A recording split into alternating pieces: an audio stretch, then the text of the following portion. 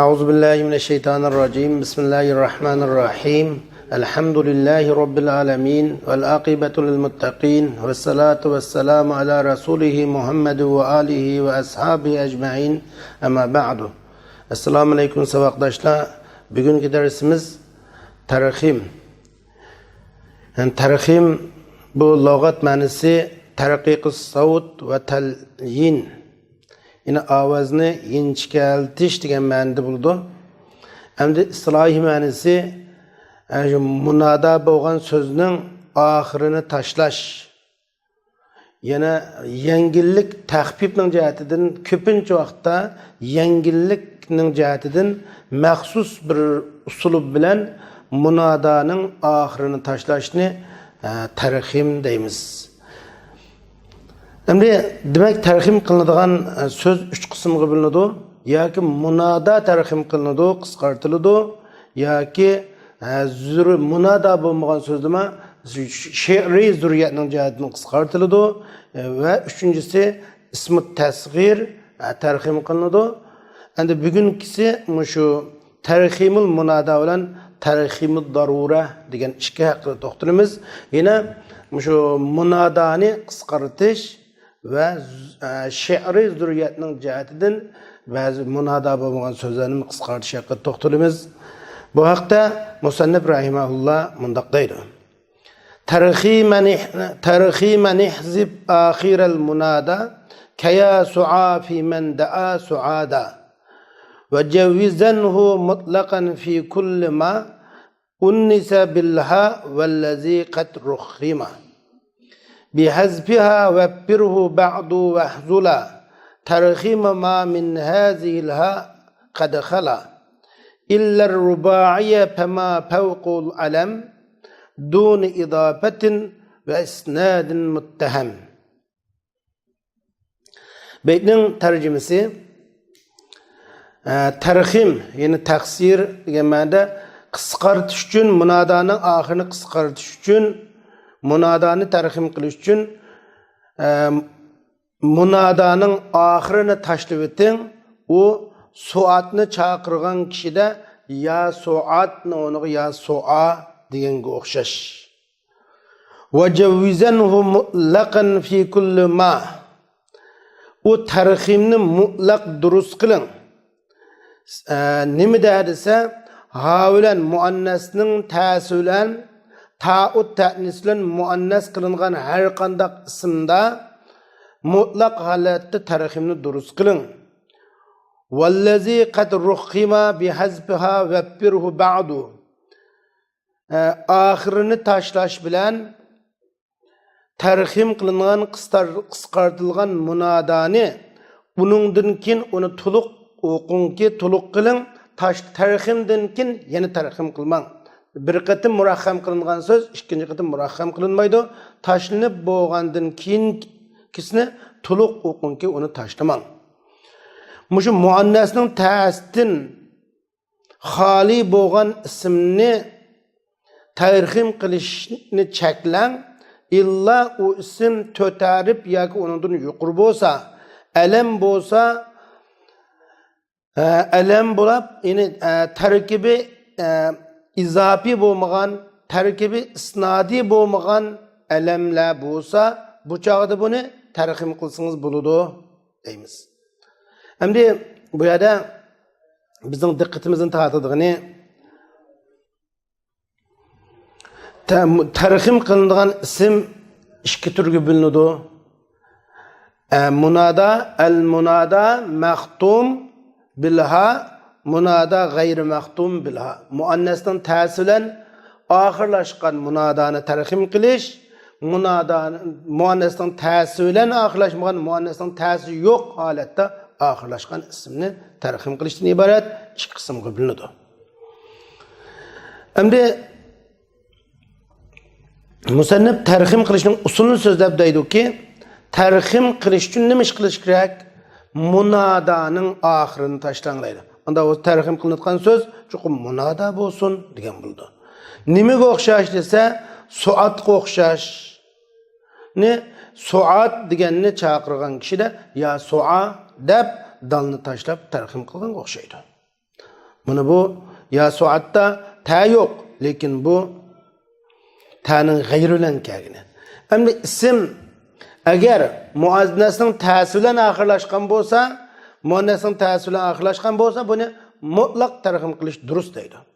Va javizanhu mutlaqan fi kulli ma unnisa bilha degan mana mutlaq o ma'nasini ta'sili oxirlashgan ismni shartsiz holatda uni tarhim qilishni durust qiling deganlik mutlaq degan gap uchun mayli u tarhim qilingan ism alam bo'lsin, Fatima, Hamza deganga o'xshash. Masalan, Fatimani tarhim qilsak ya Fatima yoki ya Fatimu degandek.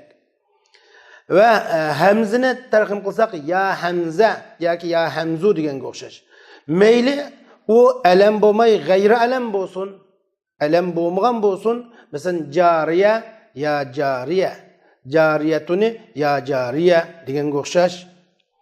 Mayli u 3 harfdan ziyoda bo'lsin.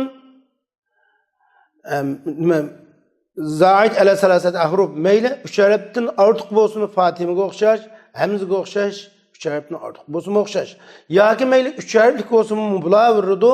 Masalan, shad deganga o'xshash. Shad ya sha deb tarhim qilingan o'xshash. Ya sha aqimi, ey sha namoz o'qing, sha degan bir ayolning ismi. Demak, javizanhu mutlaqan fi kulli ma unnisa bil degan muannasning ta'siri bilan ayollik qilingan har qanday ismni mutlaq tarhim qilishni durust sanang. Alam bo'lsin, g'ayri alam bo'lsin, 3 harflik bo'lsin, 3 harfdan yuqori bo'lgan bo'lsin, baribir degan bo'ldi. Va amma vallazi qad ruqima bihazfa wafirhu ba'du dedi. Amma bundan chiqdi tarhim qilinib bo'lgan ismni yana qayta tarhim qilmang degan bo'ladi. Yana oxirini tashlash bilan tarhim qilingan, qisqartirilgan ismni uningdan keyin tarhim qilib bo'lgandan keyin to'liq o'qingki, qolib qolgan holatini to'liq o'qing, hargiz buni yana uningdan keyin yana ikkinchi qatim tarhim qilmang degan bo'ldi. Endi ikkinchi turisi muannasning ta'sidan xoli bo'lganini tarhim qilish. Vahzula tarhim ma min hazilha qad khala. Mush muannasning ta'sidan xoli bo'lgan, muannasning ta'si kelmagan ismni tarhim qilmang, vahzula tarhim qilishni cheklang. İlla u ism tarhim qilinsa bo'ladi, nim bo'lsa rubai bo'lsa, 4 harfli ism bo'lsa yoki undan yuqori 5 harfli 6 harfli ism bo'lsa, 4 harf ya undan yuqori bo'lish, alam bo'lish. Ve alam bo'lgandimi alam murakkabi izofi bo'lmaslik, murakkabi isnadi bo'lmaslik demekçi. Şuna bu şartlar nereden çıktı dese illa rubaiye fema fawqu al alam dun idaf ve isnadın muttem degan. Endi 4 harflik ya onun yuqori bo'lsin yoki alam dun izafat bo'lmagan alam bo'lsin. Muhammedga o'xshash, Ahmedga o'xshash. Ama o alamken izafetken Abdullah'a o'xshash, Abdurrahman'a o'xshash bo'lsa, bu chaqda yana bo'lmaydi. Rubai ulab qolmay, sulasi ulab qolsa, ta bilan oxirlashmagan bo'lsa, tarhim qilinmaydi. Alam bo'lmagan bo'lsa, muannasning ta'siri oxirlashmagan bo'lsa, bu tarhim qilinmaydi. Ammo alam bo'libdi, izofatlik qolgan bo'lsa, izofati murakkabi izofi bo'lgan bo'lsa, Abdullah Abdurrahmonga o'xshash tarhim qilinmaydi. Va isnadul muttam degan tarkibi isnadi bo'lgan bo'lsa, yani isnadga muttam to'liq bo'lgan isnad bo'lmagan holatda dedi. Yani to'liq isnad deganimiz isnad murakkabi isnadi demakchi. Masalan, Ta'abbud Sharran deganga o'xshash, Shaba Qarnaha o'xshash yoki bir odamning ismi Qami Zaydun deb qo'yilganga o'xshash ismlarni ko'rsatib turadi. Lekin isnadi muttamning buning yani butqan yerlari mubaaz. Buningdan chiqdiki muannasning ta'siri oxirlashmagan ism 3 shart tepilganda tarhim qilinsa bo'ladi. Biri rubai ya undan ko'p bo'lgan bo'lish kerak, alam bo'lgan bo'lish kerak, tarkibi izofi va tarkibi isnadi bo'lmagan bo'lish kerak. Masalan, Aşu tötərib onundan yuqur buluş gerek degen gep Ja'far, Osman degenge oxşaş. Ja'farni tarxim qilsak, ya Ja'far, Osman'ın ya Osma degenge oxşaş. Demek, biri tötəriblik onundan yuqur buluş gerek degen gepimiz bilen 3 harflik isim muannesning ta'sissiz kelgan bo'lsa, tarxim qilinmaydi. Zayd degenge oxşaş. Ya Zayd deb o'ltirmaymiz. Endi alam bo'lsin deganimiz bilan o muannesning ta'sisi bilan oxirlashmagan bo'lsa, 4 harfning az 4 harflik bo'lmagan bo'lsa, o chaqda alamken 4 harflikken ama alam bo'lmagan bo'lsa bo'lmaydi. Alam bo'lish kerak dedik. Masalan, qaimun, qaidun, ey ya qaim, ey o'tiruvchi, ya qaid, hay o'tiruvchi deganimiz bilan bu tarxim qilinmaydi. Ya qaimni ya qai, ya qaini ya qaida bunda degilib bo'lmaydi. Nimishqa? Chunki bu alam emas. Endi bu murakkabi izofi ve murakkabi isnadi bo'lmasin deganimiz bilan murakkabi izofi bo'lg'ini tarxim qilinmaydi. Abdul Aziz deganga o'xshash, Shabi Qarnaha deganga o'xshashtir bo'lmaydi demakchi. Unda bo'lsa, bu bo'lmasa murakkabi imtizojicho, murakkabi imtizoji tarxim qilinamdi desa qilinadi. Ma'day karib deganga o'xshash. Ya ma'day karib, ya ma'day karibni tarxim qilsak ya ma'day deb tarxim qilingan o'xshaydi. Mana bu umum bekli keltirilgan misallar. Ve ma'al ahir ihzifil lezi tala in zide leynen sakinen mukemmila. Arba'aten fesaiden vel khulfu fi vavin ve ya'in bihima fethun qupi. Ve ma'al ahir Endi biz bayan tariximda ismning oxiri tashlanadi, oxiri qarab tashlanadi. Oxiri tashlanish bilan billa oxirining oldin qaribga oxiriga yondashgan harf, oxirining oldin qaribni tashlab o'ting. Agar u oxirining oldin qarib, oxir qaribning oldin qarib, oxir qaribga tashlanadigan bo'ldi, uning oldin qarib ziyoda qilingan bo'lsa, harflin sakinan mukammilan arba'a fasaiden. O ahir qaribning oldin qarib harfi lin bo'lsa, harfi lin degan nima desiniz? Vo bo'lib oldi sukun bo'lish, ya bo'lib oldi zir bo'lish, alif bo'lib oldi zibar bo'lish. Lin sakinan degan harfi lin sakin bo'l. O harfning o'zi sakin, vo sakin, ya sakin, ilif sakin, lekin oldi cho'qim alifning oldi fatha, ya'ning oldi zir, onu aldı peşi usulüdü. Bu mesela harfi lin degil olmaydı bunu. Harfi bunda suzap okutkan harfi lanmaydı. Yumuşak okutkan. Ve mukemmilen arba'aten fesaiden degenge çokum o harf tötnü tuluqluğucu bolsun yoki onundan ziyadınaq tuluqluğucu bolsun degen gap. Yine o ahirinin aldın qarib 4-nji harf boluş gerek yoki onundan yuqori 5-nji harf bolsa andın taşlansı budur. Demek biz bayamdık. Tarxim qilingan ismni tarxim qilib olmaydi. Bir qatim tarxim qilinib bo'lgan ism yana tarxim qilinmaydi, qisqartirilib bo'lgan ism yana qisqartirilmaydi dedik.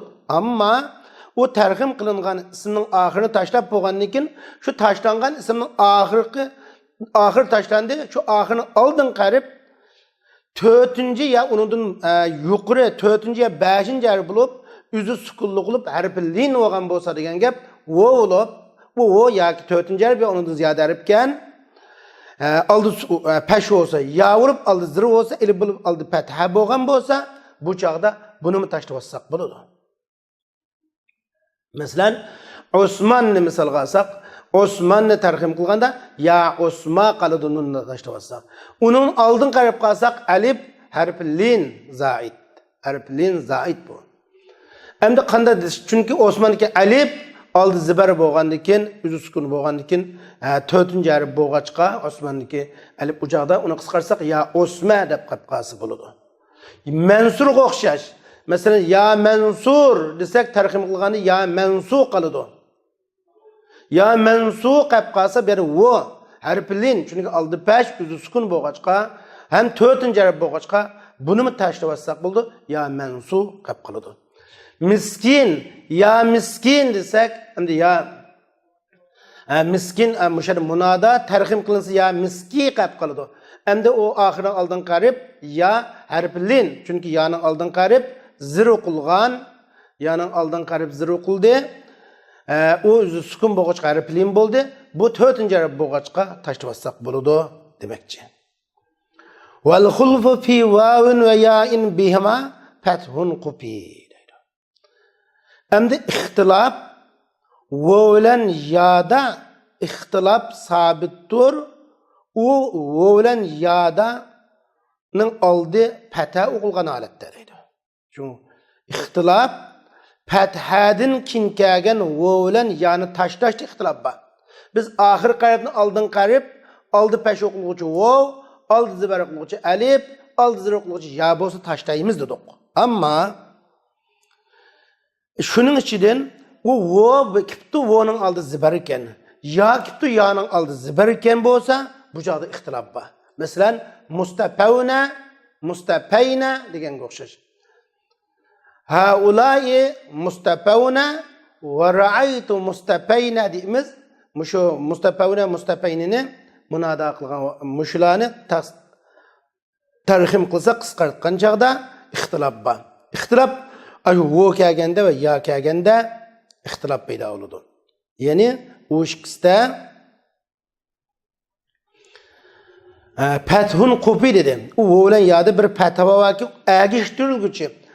Agishtirilguchi bo'lgan fatha bar vo bilan yada degan vo'ning oldi fatha mustapawna o'xshash, vo'ning oldi ya'ning oldi fatha mustapaynaga o'xshash bo'lsa, ya'ni ixtilof fathadin kin kelgan vo bilan ya'ni tashlashdi ixtilof sabit demakchi.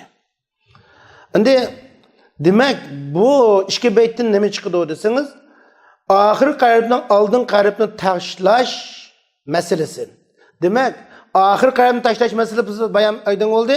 Hem ahir qaribni oldin qaribni tashlash masalasi kelganda shu ahir qaribni oldin qarib birinchi shart zaid bo'lish kerak. Ismning asli harfi bo'lmasi kerak. İkincisi o harfi lin bo'lish kerak. Harfi zaid bo'lish kerak deymiz. Mesela Osman. Osman'daki alifinin zaidatan deymiz. Osman'daki ilif bilan nunni, ilif nun zaidatan deymiz. Çünkü asli kelimenin asli harfi emas. Mansur desek o kelimenin asli harfi emas. Miskin desek ya kelimeninki asli harfi emas. Şunu demekçi. Şunun ikincisi o ahir qaribni oldin qarib harfi lin bo'lish kerak. Üçüncüsü o vo bilan ya chuqum sukun bo'lgan bo'lish kerak. Elif bilan. Dördüncüsü şu harflin bo'lgan harf, dördüncü harf ya unudan fasaiden ziyade bo'lgan bo'lish kerak. Beşincisi şu taşlangan vo'ning nima şu ahir qaribni oldin qarib bo'lgan harflining oldida şu harflining jinsidan bo'lgan harakat bo'lish kerak. Vo'ning oldi pash, ya'ning oldi zir bo'lgan. Labzan bo'lgan bo'lish kerak yoki taqdiran bo'lgan bo'lish kerak. Bu taqdiran bo'lganda andin ixtilof bor. Mustapawna mustapayinda mustapawnining vo'ning oldi labzan fatha taqdiran zamma. Mustapaynadagi ya'ning oldi labzan fatha taqdiran kasra. Nimishqa mustapawna asl mustafayuna. Mustafa yastafid mustafayuna. Mustapaynaning mustafayina asli Eşhedü ya iki yana otur, ya harekete gidip yana hareketine taştıvattık, ya iki yana oturda iki sükun cuglaştı edip, iki sükunun cuglaştı vursamaz edip, birinci yana taşısak mustapawna, mustapina olurdu, mustapayna olurdu.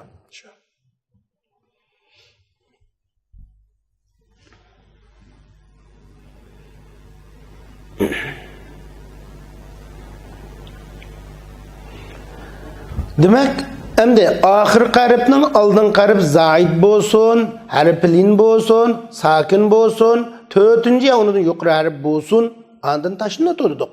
Undaq bo'lmay zaid bo'lmasa-chi, masalan, muxtar deganga o'xshash. Muxtardagi ahir qaribni oldin qarib alif harflin, lekin g'ayri zaid. Zaid emas, chunki u muxtarning uzdun alifi. Yoki lin emasken sham'al deganga o'xshash alam. yoki sakin emas ekan. Masalan, qanavvar deganga o'xshash g'uba. Yoki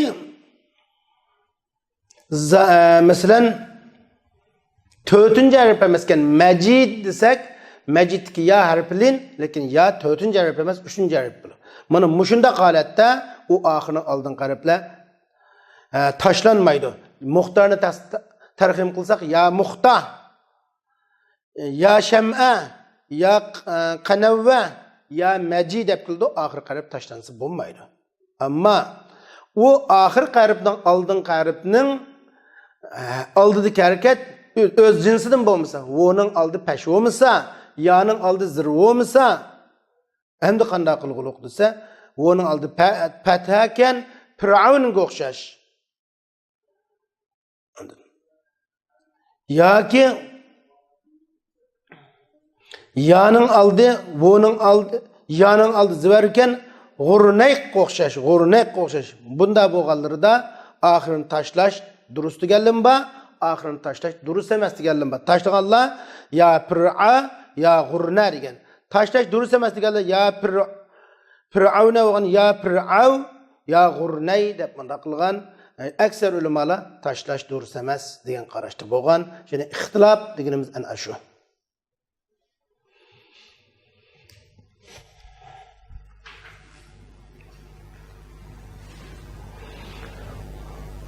Endi bayan bizdik murakkabi izofi tarxim qilinmaydi, murakkabi isnodi tarxim qilinmaydi dedik. Endi amma Imom Sivvay murakkabi isnodi tarxim qilinadi, tarxim qilinishi oz deb qaraydi. Bu vaqtda mundaq degan Musannif rahimahulloh. Wal ajuz ahzib min murakkabin wa qal tarxim jumlatin va za amrun naqal. Murakkabdan murakkabi imtizajidin oxirgi bo'likini tashlab o'ting. Tarxim qilganda oxirgi ma'day karibdan karibni tashlab ma'day qolganga o'xshash oxirgi bo'likini tashlab o'ting.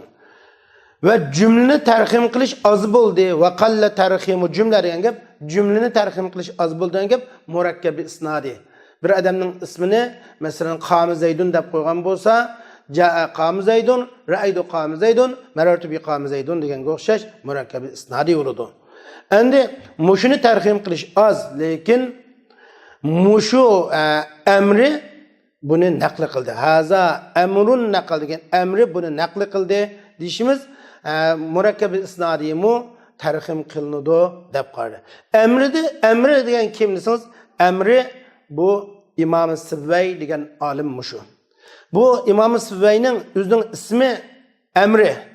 Kunniti Abu Bishr, laqabi Saybivayhi. Ama Saybivay degan laqab, chunki puroqliq olma degan ma'noni bildiradigan bir xil laqab bu.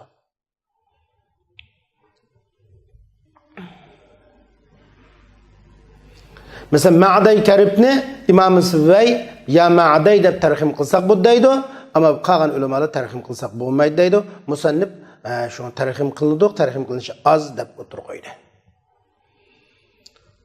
Endi navbatda biz kelgan masala nima desa, biz bir ismni munodani tarxim qilib bo'ldik. Tarxim qilinib oxirini tashlab bo'ldik.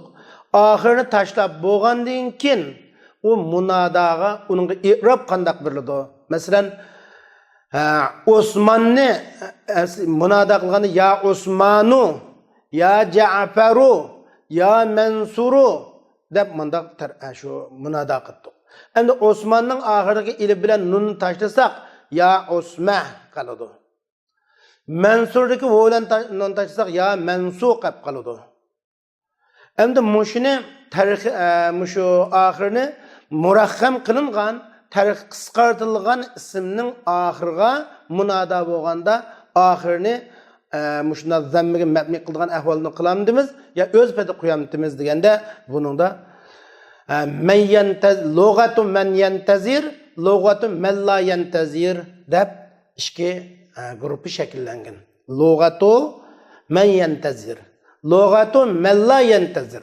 Endi lug'atu man yantazir degan kim desa, tashlangan harfni ba deb muloyiza qilguvchilarning lug'ati. Lug'ati man la yantazirchu tashlangan harfni nasiyan mansiya qilib qilib qolgan shu holatini munoda qilib uningga i'rob bergan. Masalan, Osmonni misol qilsak, lug'ati man yantazirning lug'atida ya usma deb keladi. Ama lug'ati man la yantazirning lug'atida ya usmu o'zgardi, tushib qolganni e'tiborga olmaydigan. Tashlanganni e'tiborga olmagani lug'ati man la yantazir. Tushib qolgan harfni e'tiborga olib turib munoda qilganlar bu lug'ati man yantazir deb ataladi. Bu vaqtda shu murakkab bo'lgan munodaning tarhim qilingan oxir qisqartirilgan munodaning oxirining suzuq tovush belgisini qandoq bekitimiz? Kayfiyatu zabtil munada al murakkab degan bo'ldi.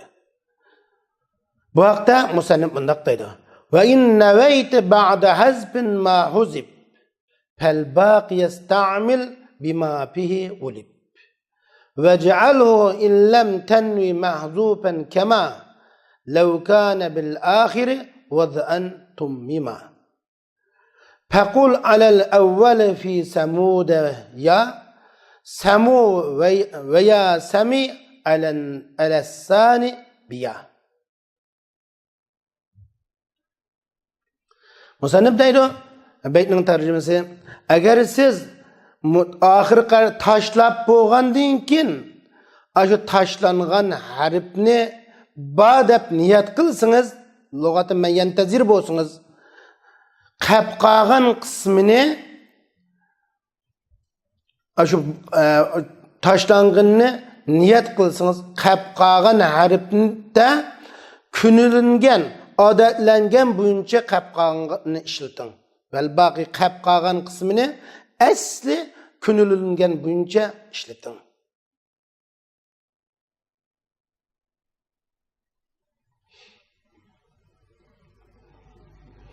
Yani asli ayni pati muomala qiling. Ya Usma, ya Ja'fani, ya Ja'fa deb Ja'faru asli, amma ra tashlanganda fa'ning harakati pathadi, ya Ja'fa shakli bilan keltiring demakchi. Endi Osmanni ya Usma deb keltiring, uningda kunalgan bo'yicha qilib qolgan ishlating degani shu. Waj'alhu illam tanwi mahzufan kama, va u qilib qolganni agar tashlanganni niyat qilmasangiz, va lam tanwi mahzuf, tashlanganni niyat qilmasangiz, lug'ati man la yantazir bo'lsa tashlangan qismini nazarga olmayotgan kishi bo'lsangiz, uni niyat qilmasangiz, qilib qolgan qismini xuddi mustaqil bir kalimaga o'xshash muomala qiling. Anda masalan Ja'far degan so'zni ayrim u asli Ja'faru emasdi, xuddi bu Ja'fa deb ya Ja'fu deb Osmanni qisqartirilgan ya Osma qolgan bo'lsa, Osma qolgan bo'lsa, munodaqan ya Osmu deb mudazammiga mabni qilsangiz bo'ladi. Shunga xuddi u qilib qolganni to'liq bo'lgan vaz'i jihatdan kalimaning oxiri bo'lganga o'xshash shu muomala qiling, tashlanganni nazarga olmagan holatda, uni niyat qilmagan holatda. Faqul 'ala al-awwal fi samud ya samu va ya sami 'ala as-sani biya. Siz birinchi kishining tiliga asosan Samud degan so'zni qisqartganda ya samu deb munoda qiling. İkinci kişinin lug'atiga asosan ya samidan ya bilan. Masalan, men Ja'farni misolga olsak, birinchi kishining tiliga asosan Ja'farni misolga olsak,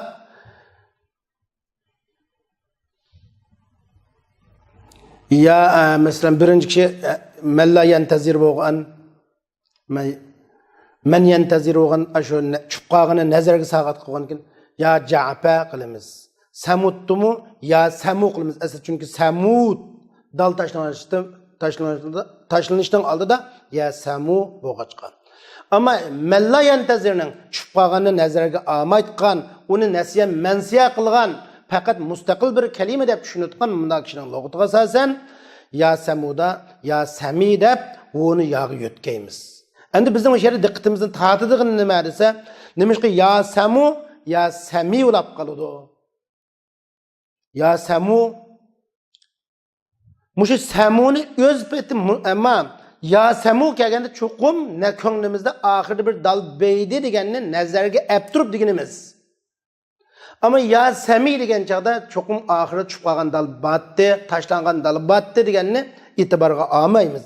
E'tiborga olmasak nim bo'lib bu yog'i yo'tkilib qoldi degan bir masala kelib chiqadi bu yerda. Demak, birinchi o ya samu şu eslidagi tashlangan holatini muloyizaga olgan shaklda munada bo'lgani, ya sami bo'lgani hozirgi holatini e'tiborga olgan. Ya samuni ya samiga o'zgartimiz. Hozirgi holatini e'tiborga olsak. Mesela ya Ja'farni ya Ja'fu desak, hozirgi holatini e'tiborga olgan deymiz. Ya Ja'far desa aslini e'tiborga olgan deymiz.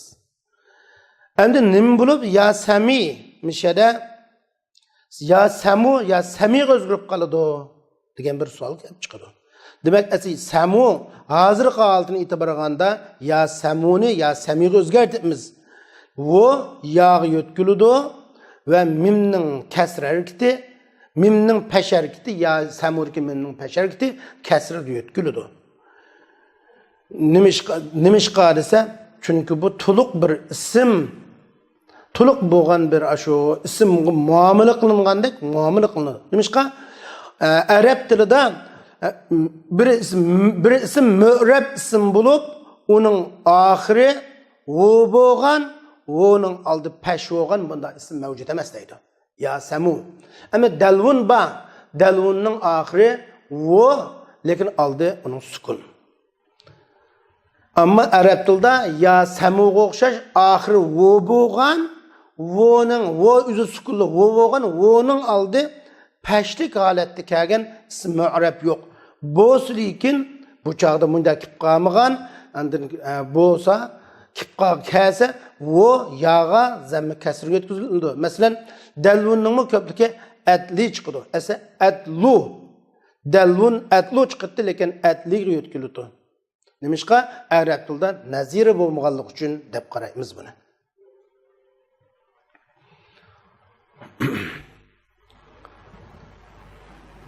Endi biz bayan dedik, muannasning ta'si oxirlashgan ism meyli alam bo'lsin, meyli g'ayri alam bo'lsin, meyli uningki ta zaid bo'lsin, g'ayri zaid bo'lsin, muannasning ta'si bilan oxirlashgan ism mutlaq tarhim qilinadi dedik biz. Muslimada avval qismni lazım tutung, maslamada ikki yo'lni durust qiling. Valtazimul awwala fi muslima ve cevvizil vechhayni fi maslama. Muslimada birincisini lazım tutun. Birincisi qasi tashlangan holatini e'tiborga turib munada qilib i'rob berguchilar. Maslamada ikki yo'lni durust qiling degan gap. U maslama qasi desa ikkinchi tushib qolgan holatini e'tiborga olsangiz bo'ladi. Aş mahzub bo'lgan holatini e'tiborga olsangiz bo'ladi yoki hozir qolib qolgan holati mustaqil bir ism degan holatni e'tiborga olsangiz bo'ladi. Lug'ati man la yantazini e'tiborga olsangiz bo'ladi. Lug'ati man yantazini e'tiborga olsangiz bo'ladi maslamada. Ammo muslimada faqat lug'ati man yantazirni. Aş tushib qolganini e'tiborga olgan odamning nimasini qatag'amiz. Masalan, muslima. Muslimani tarhim qilsak ya muslimak bo'ladi, ya muslima. Ya muslimu qilib keltirishga bo'lmaydi. Ya muslima qilamiz. Asl muslimatun de. Munada qilsak ya muslimatu bitdi. Tarhim qilsak ya muslima keladi, ammo ya muslimu deb uni hozirgi tug'an holatiga mustaqil unda pashga o'zgartirishqa muzakkar bilan muannisda iltiboslik paydo bo'lib qoladi. Masalan, harisatunni tasghir qilsak ya harisatuni ya harisa deymiz. Ammo ya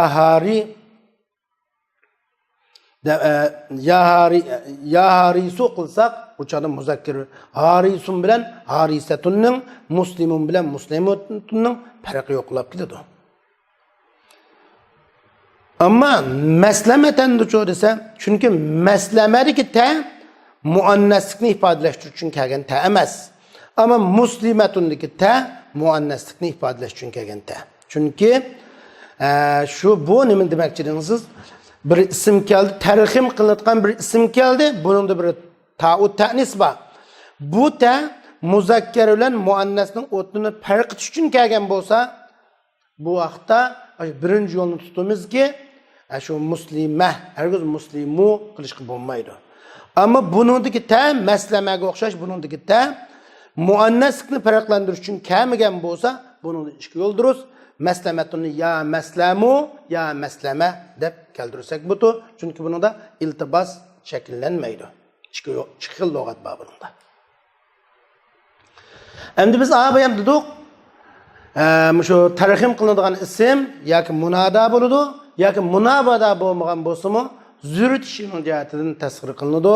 Agar u munadalikni yaratgan ism bo'lsa, munada bo'lmasa-mu tarhim qilinadi, zurtishining jihatidan munada qilsak qilg'ili bo'lgan ism bo'lsa. Bu vaqtda musannif bunday deydi. Wal-iztirarin rakhamu duna nida malin nida yasluhu nahu ahmada. İztirarning jihatidan, iztirarul she'r. She'ri zurriyatning jihatidan ular munada bo'lmagan holatda munadalikni yaratgan ismni, munada bo'lmagan holatda qisqartdi, tarhim qildi. U Ahmadga o'xshash.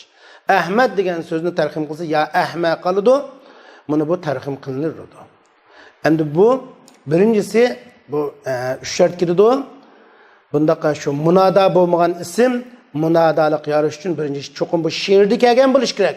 İkincisi bu murakhal qisqartirilgan ism asl munada qilsak munadalikni yaratish kerak. Maslashgan bo'lish kerak. Ama mesela el-g'ulam desak, el-g'ulam she'rda kelsa tarhim qilinmaydi. Nimishqa zo'r she'r bo'lmaydi. Nimishqa? Chunki el-g'ulamni munada qilg'ili bo'lmaydi. El-g'ulam shakli bilan. Üçüncüsü o 3 harfga ziyoda bo'lgan bo'lish yoki ta'nisning ta'si bilan oxirlashgan bo'lish kerakdi. Chunki shu shartlar topilmasa, uni tarhim qilg'ili bo'lmaydi.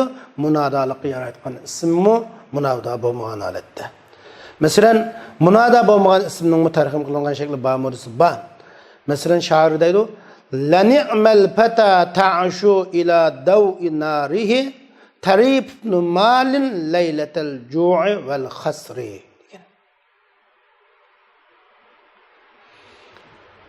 Acep yaxshi yigit o'zining o'tining nurini maqsad qilgan holatda, acep yaxshi yigit o tarifnu malik, ocharchilik va qattiq so'g'oq kechisdiki. Desak, o'sha tarifnu malin deb kelgan she'r. Tarifnu malin esa tarif ibn Malik'di. İbn Malik'deki Malik maliga tasg'ir qilingan. Buni bu yerda munada bo'lmasa-mu tasg'ir qilingan holat bor, mavjud. Chunki tarif ibn Malikni munada qilsak qilishga arziydigan ism bo'lg'achqa bo'ladi. Mana bu bizningki munada tarhimul munada haqidagi darsimiz bu shuni oxirlashdi. Navbatda biz ko'rmoqchi bo'lganimiz al-ixtisos. İxtisos, yine xaslanma to'ldiruvchi haqida to'xtalamiz. İxtisos, yani ixtassa yaxtassu fi'lining masdari xaslashtirish, qasr degan ma'no, to'xtish degan ma'noda bo'ladi. Masalan, taxsis bir narsani ixtassa fulan bir kızı. Pulanı mundaq bir ishga xas qildi, pulanı mundaq bir ishga to'xtatdi degan ma'noda. Endi bu ixtisos deb atilishi tashlangan axussu degan filning maf'ulun bih bo'lganligi uchun shu buning ismini ixtisos deb atagan. Asli bu maf'ulun bih. Bu ixtisosmi asli maf'ulun bih. Shu xaslanma to'ldiruvchi axussu degan filning maf'ulun bih bo'lganligi uchun shu o'zining omilni qatorga turib shu ixtisos deb atagan. Musannif bu haqda mundaq deydi: "Al-ixtisosu kanida'in duna ya ka ayyuhal fata bi isri urjuniya wa qad yura za duna ayyin tilwa al kamisli nahnul urba asqa man bazal." Endi ixtisas degan nimitdi? Ixtisas deganimiz g'oyib bo'lmagan har qanday bir zimirning hukmini xoslashtirish degan bo'ldi. G'oyib bo'lmagan, o'zidan oshkora bir ism g'oyib bo'lmagan, ya'ni mutakallim bo'lgan yoki muxotib bo'lgan bir zimirning hukmini o'zidan oshkora bir ismga, oshkora ma'rifiy bir ismga xoslashtirish degan ma'noda. Anda bo'lsa, xoslanma bu ixtisosdan maqsad cho'qim 5 ta bir zimirini xoslashtirib turadi. Musannif bu haqimda ixtisos degan nidoga o'xshaydi, yosiz bo'lgan holatdagi. Yosiz bo'lgan holatdagi nidoga o'xshaydi deganimiz, xuddi bu bir shu nidoga o'xshash deganimiz munada nasb qilgandek, bu nasb qiladi. Munada zammiga mabni bo'lgandek, bu zammiga mabni bo'ladi. Bu jihatdan nidoga o'xshaydi. Ammo yosiz degan gapdan yoga munadaga o'xshamaydi-ki, munadaning 5 ta ya keladi, harfini da buning 5 ta harfini da kelmaydi. Bir necha jihatdan o'xshashmaslik bor. 3 jihatdan o'xshashmaslik bor desak, biri nidoga o'xshamaydigan yeri, nido 5 ta lafzan yoki taqiran harfini da bo'ladi, ixtisosning 5 ta harfini da bo'lmaydi. Ikkinchi bir farqi bu munada cümlenin 5'te kilalaydı, bu çokum cümlenin o'ttirdi keladi. Üçüncü bir farqi çokum bu elif lam bilan qo'shilib keladi. Bunga ama munada bir vas elif lam maqsam munada bo'lmaydi. Şuna ixtisos degan nidoga o'xshashdir, yosiz holatdiki. Masalan, urjuniyaning urjuniyadan kin kelgan ayyuhal fataga o'xshash. Urjuni urjuniyadaki ahir yadınkinki elif, urjuniya dedik, yadınkinki elif, bu mahsurun elifi. Sile mini maksat kılınla, urjuniya, sile mini maksat kılınla. Mesela ki mendin yine muş yigit ne demekçi? Muşu mendin ibaret muş yigit ne maksat kılınla, ümit kılınla diyen manada. Bazı da bunu muşu hastanın tolduruğucu eyyusiz halette eliflamlık isim bulup kilidu. Nahnul urb asqa men bazal. Biz Araplar mal dünya sarf qilgan kishining eng sehroqi deganga o'xshash. Mishada nahnudun bo'lgan murodni bayon qilib kelgan.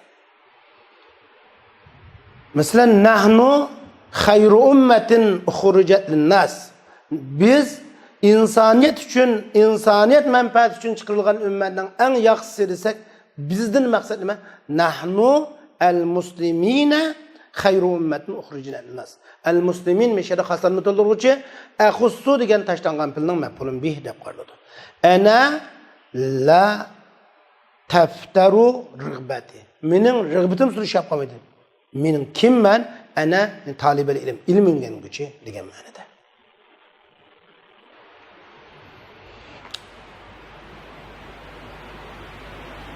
Endi bu ixtisos keltirishdan bo'lgan g'araz, ixtisos keltirishdan bo'lgan maqsad nima desa, mushu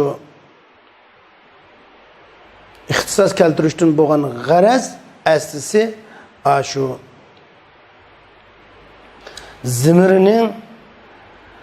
zimirini xoslashtirish, zimirini izohlash va zimirdagi mubahamlikni yo'qotish va uningdan boshqa zimirin faxrini ifadelash, uningdan boshqa kamtarlikni ifadelash maqsad qilinadi. Masalan, inna ma'sharal anbiya la nuris ma taraknahu sadaqa. Biz payg'ambarlar jamoati miras qoldirmaymiz. Biz qoldirgan narsamiz sadaqa desak, biz la nurisdan ma'sharal anbiya keldi. Ma'sharal akhussu ma'sharal anbiya. Men payg'ambarlar jamoasini xos qilmasak, innadan bo'lgan maqsad mishada innani nimaga xoslashtirish? Payg'ambarlar jamoati xoslashtirish.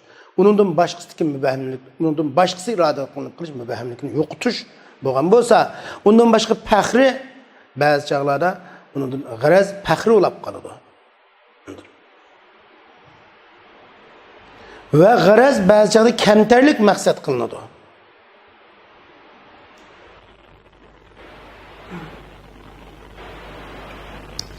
Mesela nahnu el-muslimin degan o'xshash. Nahnu el-muslimin xayru ummatin uxrijat lin-nas. Ama kemterlik bir xil maqsad qilinadi desak, ana ayyuhal abdu muhtajun ila affillah. Men Allah'ın affısına muhtaç bo'lgan bir bandiman desak, ayyuhal abdu mishada xaslarni to'ldiruvchi bo'ladi.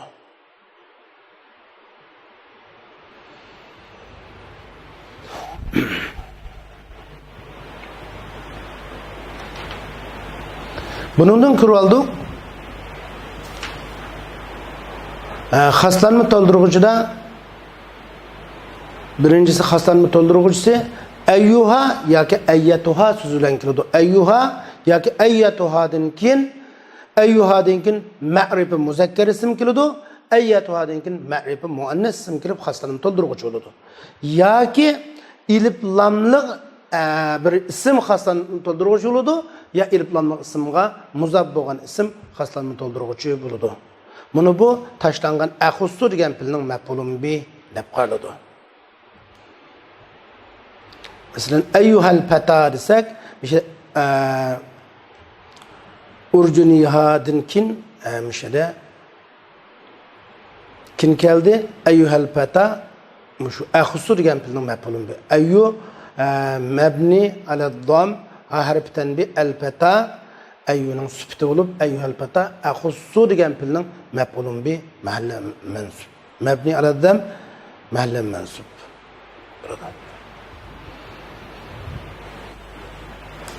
Ama navbatda bizning ko'makchi o'g'limiz at-tahzir vel igra. Agahlantirish va qiziqlantirish haqida to'xtalamiz. Endi tahzir degan nima desak, tahzir tanbihul muhatab ala amrin makruh liyajtaniba.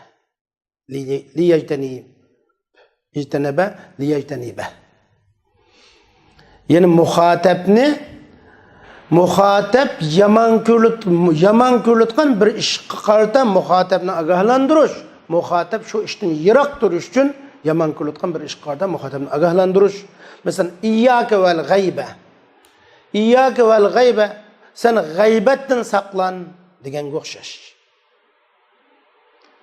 Ama igra degan cho'risa, igra deganimiz bir qiziqlantirilayotgan bir ishga muhatapni ogohlantirish, muhatap şu işini qilish uchun. Muhatapni alayda shuni chaqirish desak bo'ladi. Mana bu hassul muhatapni shu bir uni qiziqlantirilayotgan adam uni qiziqlantirilayotgan bir ishga qiziqlantirish, alayda yaxshi ko'rayotgan amri mamdu, yaxshi ko'rayotgan bir ishga qiziqlantirish, shu ishni qilish uchun.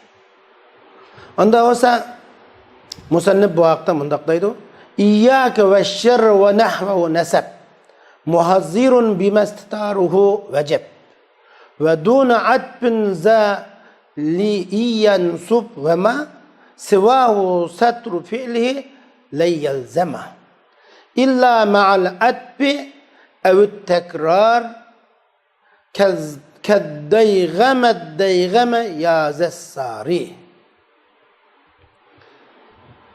İyyâke ve şer. İyyâke ve şer'in manası yamanlıktan saqlan degan bo'ldi. İyyâke ve şer ve onun o'xshashi İyyâke vel g'aybiga o'xshash. G'aybatdan saqlan degandek İyyâke ve şer ve onun o'xshashini muhazzir ogohlantiruvchi bo'lgan amil ogohlantiruvchi nasb o'qidi. Uning u nasb o'quvchi amilning yuşurun bo'lishi vojib bo'lgan narsadan. Onun məxfi kilişi istitar, yuşun kilişi vacib bo'lgan amil bilan ogohlantiruvchi için nasb o'qidi. İyyâke ve şer. İyyâke mansub demekçi. Ve dûne adbin zâli'i yansub. Atpsiz bo'lganda mushini yağa nisbat birin. Ve iyyâke ve şer. Hem de at bilan kelgandiği onun amili yuşurunken muşu amili yuşurun kilişini atpsiz halatda fakat iyya gılam nisbat birin. İyyâke dep kelse amili çokum yuşun kegen bu etpsiz kegendi bu. Ve ma sivahu onun başkası İyyâke ve şer dep etpi kılınıp kelsun o muhazzar minhu o agahlandırılgan nese meyli etpi kılınıp kelsun İyyâke ve şerge okşaş. Ya ki İyyâke dep etpi kılınmay kelsun o aşının etpi kılınmay kegen İyyâke ya ki etpi kılınıp kegenlerden başkasının pilinin mehbi kilişi lazım emez. O çağda o hazziru esed degen okşaş bende ayrım kesme. İlla et kılınıp kelgende meyli o iyyâke olmay iyyâkenin gayri olsun et kılınıp kelgende ya ki iyyâkenin gayri olsun tekrarlanıp kelgende azlayga mezgayme degen yazet sari degen okşaş. Bu çağda yine amili yuşurun kilişi lazım kilido deyimiz. Yollas ey manguçi yollas degen okşaş. Bunundan çıkıdı tahzir iki türlük. İyyâke ve onun türülen boğan tahzir. İyyâke, iyyâkuma, iyyâkum, iyyâke, iyyâkuma, iyyâkunne degen okşaş. Ya ikincisi iyyâkenin gayrülen boğan tahzir. Hem de iyyâkülen boğan agahlandırışta nesb okutkucu amilinin taşlanışı vacip. Meyli o iyyâkülen kelgen söz etpi kılınıp kelgen bolsun iyyâke ve şerge okşaş. Meyli etpi kılınmay kelgen bolsun meyli tekrarlangan bolsun, meyli tekrarlanmagan bolsun. Mesela etpi kılınganın misali İyyâke ve tahavun bis salat. Namazga sel qaraştın saklan degen okşaş. Mişede İyyâke esi zemir munfasil mebni alel feth fi mahalli nesbi mef'ulun bi taşlangan pilin. Esi İyyâke uhazziru. Onun esisi uhazziruke. Es iyyâke ve tahavune bis salatta es uhazziruke demekçilik. Uhazziruke min en tetahaven bis salat diyen bu. Endi bunun at-taqdim ma ve ta'khir yufidu takhsis diyen kaidemizge asasen uhazziruke'deki kapni aldığı keldedik. Şunun bilen ka uhazziru degil olmagan iken kap zemir onun münasibeti bolgan zemir munfasilge yetkeldi. İyyâke uhazziru boldu. İyyâke uhazziru bulab bu vaqtda İyyâke uhazziru bu tahzir babıdan bolgaçqa agahlandırış degende vaqt naiti qis fursat naiti az bolgan vaqt naiti tar bolgan urunlary diýilitgan işler bolgaçqa bu köpünçe şunun bilen bu ibare qısqartırılıp İyyâke qap qaldı. Şoňa İyyâke ve tahavundaki İyyâke mef'ulun bi mahallen mensup diýimiz. Emde et-tahavun ço et-tahavun esisi ve harfet bi et-tahavun İyyâke etbe. Diýemel. İhzir emde et-tahavun bis salatni cümlege etbe qılgan desekmi buludu. Bu ýerde ihzir et-tahavun bis salat diýen buto dep garasak buludu. Harfet buludu.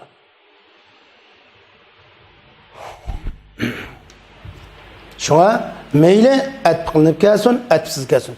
Meýle o tekrarlanıp kelsin ýa-ki tekrarlanmay kelsin, okşaş. İyyâkum, iyyâke degen okşaş tekrarlanıp kelsin buludu. Mesela etpsiz kelgeniň misali İyyâke en tetahaven bis salat. Min en tetahaven bis salat degen boldy. Bunu da amil yuşurun kilido.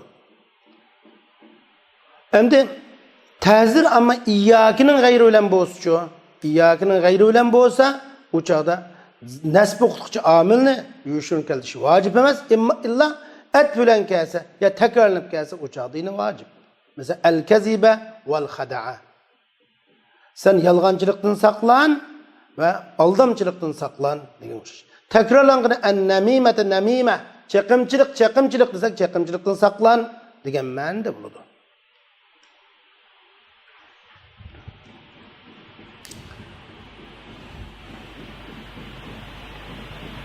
Şoňa beytqa qaýta mürajaat kılsak, İyyâke ve şernin okşulygymyz İyyâke kelgen, onuň bir näse golan etpi kılınıp kelgeniň amili çokum ýuşunkyşy wajip.